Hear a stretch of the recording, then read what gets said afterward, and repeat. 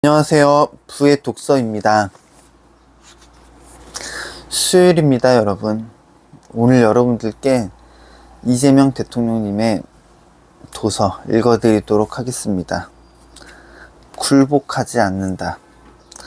국정원의 비인간적인 공작으로 형제 사이의 갈등이 점점 깊어가던 무렵 나는 밤마다 옛날 일들이 떠올리면서 한숨 짓곤 했다.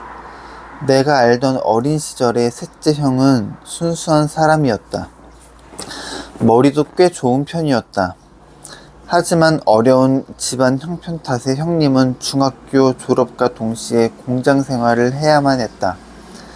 그 당시 나는 공장에서 일하며 틈틈이 공부한 덕분에 검정고시로 중고등학교 과정을 마칠 수 있었다. 그리고 마침내 대학에 들어가 전액 장학금에 매월 20만원씩 학교로부터 생활보조금까지 받을 수 있게 되었다. 나는 그 돈을 아껴서 집으로 보내주곤 했다.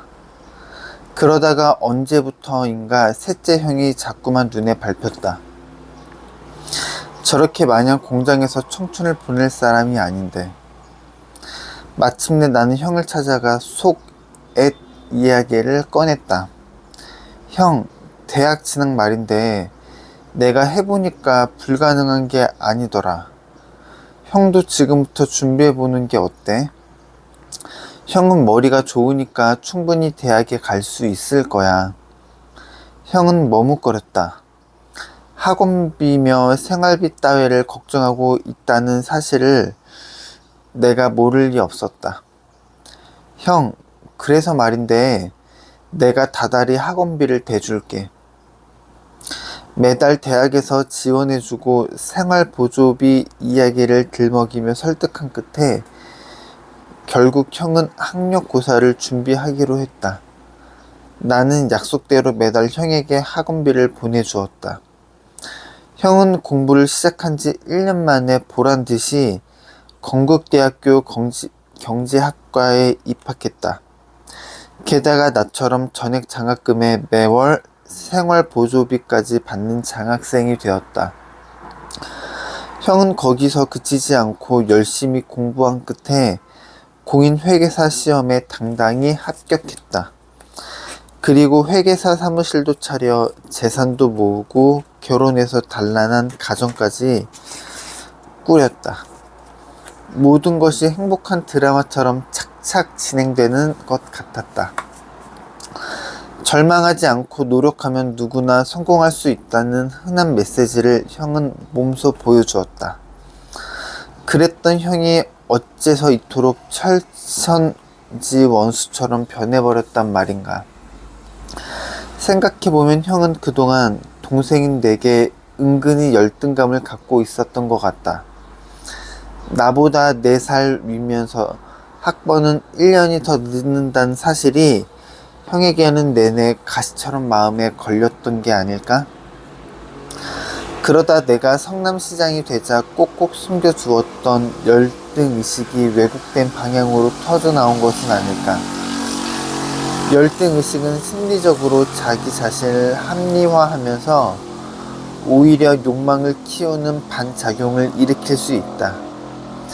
형이 그런 심리 상태에 있을 때 은밀히 다가와 욕망을 부추긴 당사자가 바로 국정원과 김 과장이었다. 호수에 돌을 던지면 파문이 이는 것과 같은 이치였다. 국정원의 김 과장은 형의 마음에 돌을 던졌고 그때부터 형은 평상심을 완전히 상실하고 말았다. 그리고 파문은 점점 크게 일더니 시시각각 나를 공격하기 시작했다.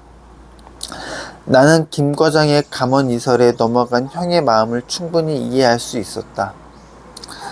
그래서 형이 나에게 말도 안 되는 악담을 퍼붓고 선거전에서 나의 반대편에 서서 낙선 운동을 벌일 때도 나는 애써 그를 이해하려고 노력했다. 형은 심지어 의회에 난입하기도 하고 백화점에 들어가 시장의 친형이라며 난동을 부리기도 했다. 이 모두가 국정원의 사주로부터 시작된 일들이었다. 그리고 그들의 목적은 단 하나, 종복시장으로 몰아 이재명 성남시장을 어떻게든 퇴진시키는 것이었다.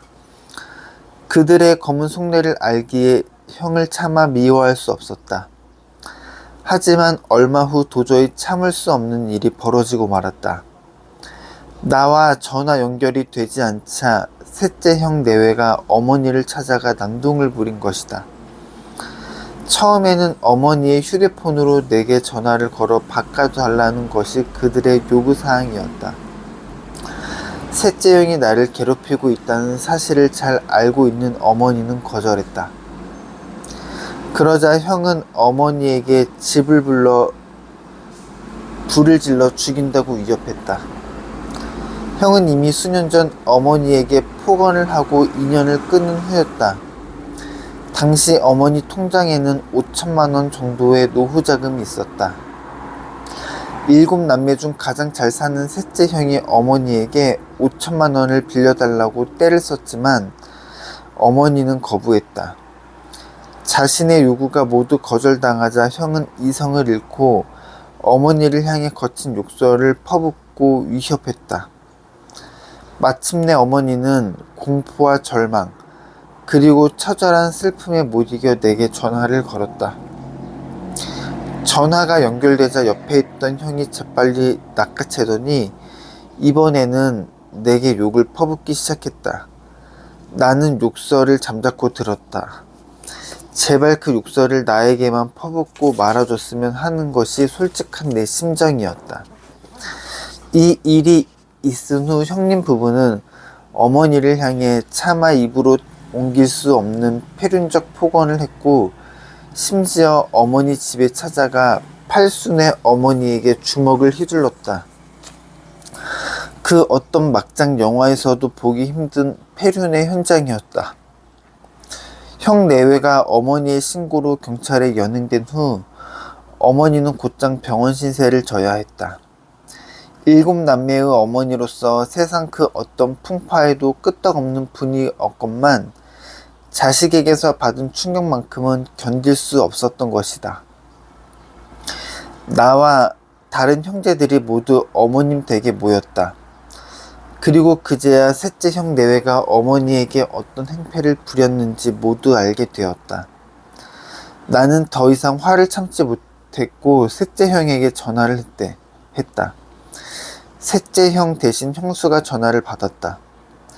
형이 어머니에게 했던 욕설을 거론하며 자식된 도리로 어떻게 그런 쌍욕을 할 수 있냐고 따졌다.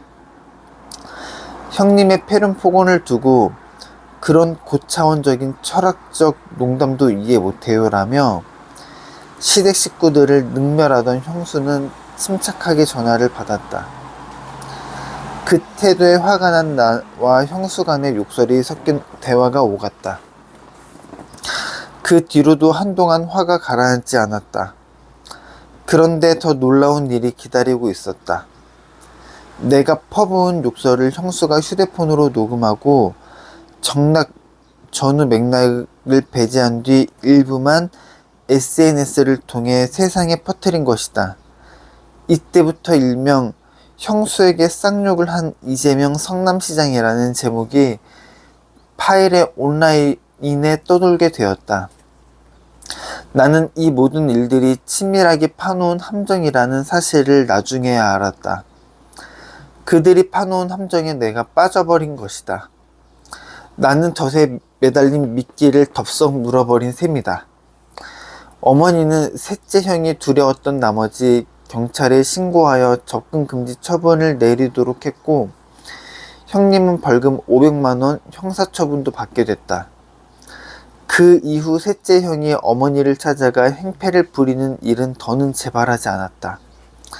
하지만 어머니를 포함한 나머지 6남매들과 셋째 형과의 관계는 더욱 소원해질 수밖에 없었다. 그리고 온라인에서 영원히 지워지지 않을 나의 욕설 파일은 앞으로 정치인 이재명이 짊어져야 할 무거운 낙인으로 남게 되었다.